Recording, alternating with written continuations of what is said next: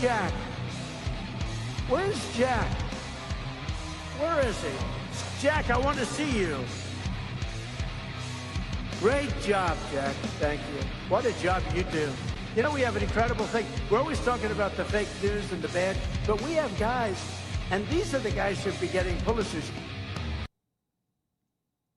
All right, Jack Posobiec, we are back live here, Human Events Daily.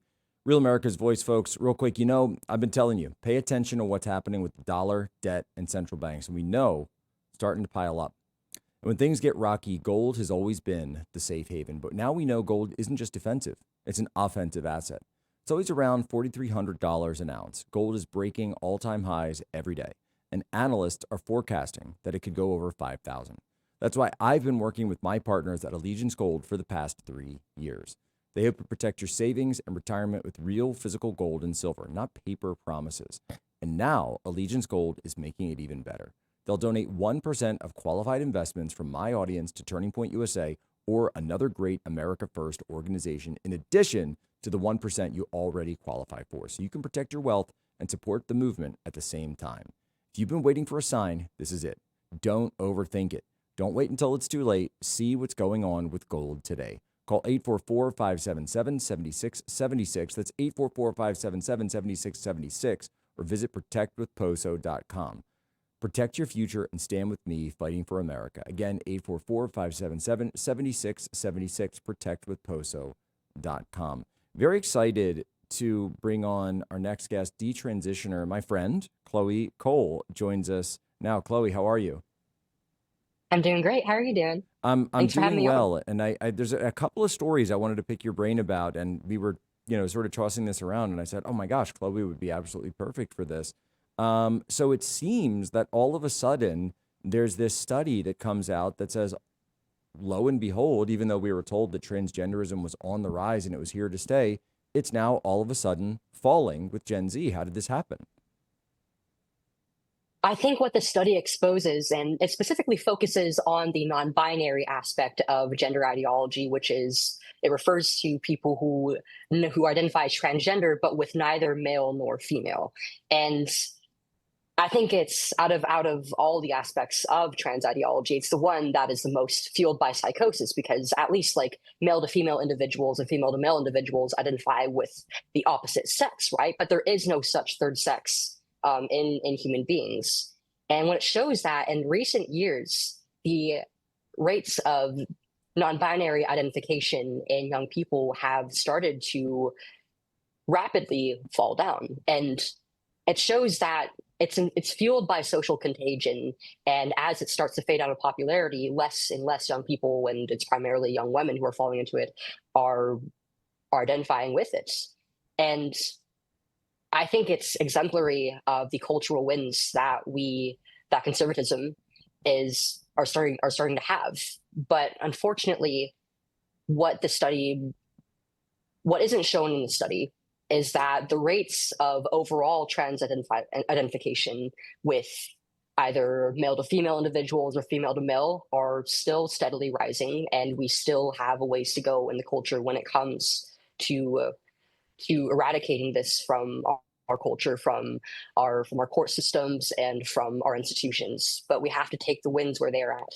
Well, and in addition, so is it possible, though, that for people that have been so committed to this and who are refusing to come out of it, or perhaps have gone so far that they can't detransition as you did, is it possible that then this produces a form of, let's say, cognitive dissonance, whereby they feel as though their place in society is slipping away, and therefore it turns them and perhaps people that they are in relationships with towards more and more drastic and extreme measures, which could include, say, violence? Yes, and I've actually personally seen this in my journey over the last few years, as we started to have these wins in the culture, in our court systems, and in legislation around this, in the protection of children and keeping trans ideology out of our schools and hospital systems, we've also seen this community of people become increasingly desperate and increasingly violent because they're still, I mean, their lives are still, their minds are still entrenched in the dogma around it. They legitimately believe that there is a genocide being waged against this group of people. And when you're told that the only way that you can be happy is by being somebody who you're not and being beholden to medicine for the rest of your life, and by people taking that away from you, you're having human rights stripped from you, what won't you do in response to that? And so, here we are trying to unpack what happened to, my friend and yours, Charlie Kirk. And we see this individual, Tyler Robinson, now he's not, transitioning himself as far as we know. But he was involved in a relationship with a man who was transitioning, may still be for all we know. And I think they have him on ice somewhere. Hopefully he's the Twigs is cooperating. But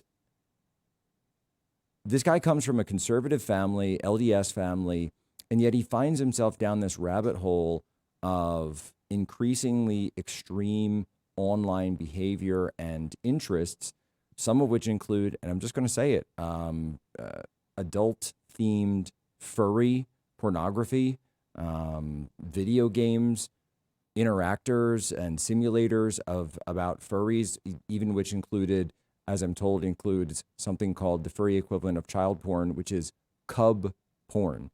I mean, how does someone go from and I know you personally have told your story so many times, but how does someone go from a background like that to ending up in a place where they're mixed with such a toxic environment and ecosystem? I mean, to speak from my own experience, well, my mom and dad were raised in the faith. And I mean, it sounds like Tyler's family was a lot more faith oriented. And even though my mom and dad did not raise me strictly by Christian ideals, eventually, as I got older, we still had that closeness and those values that were influencing the way that they raised me. And even I think that even Christian and tightly knit families and parents in their generation were not really prepared for the degeneracy that was going to spill out on the internet and through our culture. And I don't think there really would have been any way to have predicted that.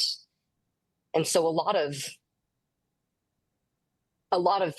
parents have been really unequipped to dealing with that, and knowing, just understanding what the dangers are on the internet, and even just the fact that there are very ideologically psychotic spaces on the internet that at first seem to be innocent spaces based around things that most children, most teenagers and young people have an interest in, things like video games they play, things like art or books they read or musicians they listen to. A lot of the communities around these innocent interests in recent years have also become very spaces for ideological indoctrination of young people. And that personally is what happened to me.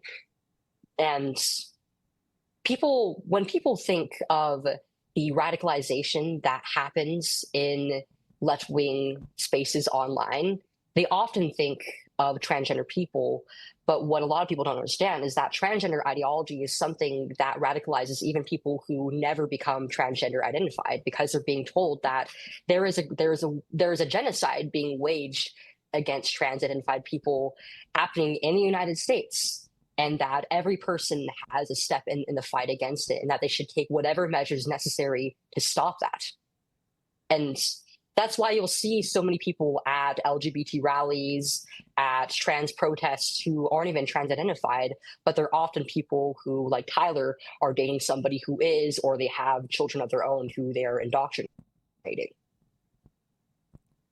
And so this is so interesting, because what you're saying is it can be innocuous. It can be totally innocuous, but it's that feeling of community, and then feeling that your community is under threat, and that increasing isolation and feeling as though the walls are sort of closing in. And I just asked Chloe, when you were going, through your journey, did you feel like that? Did you feel isolated? I definitely did towards the very beginning of my Wow. transition. Well, part of it, I think, is that I was just in middle school. And when you're different in any way, the kids around you when you're like 12, 13, 14, they're not going to react nicely.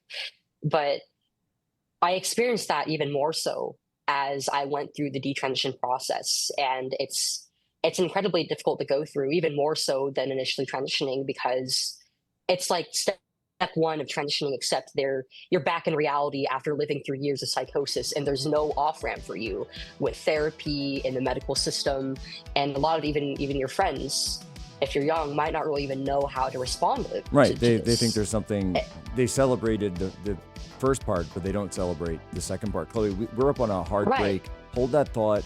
I want to get back to this. This is very instructive for those of us that are trying to understand.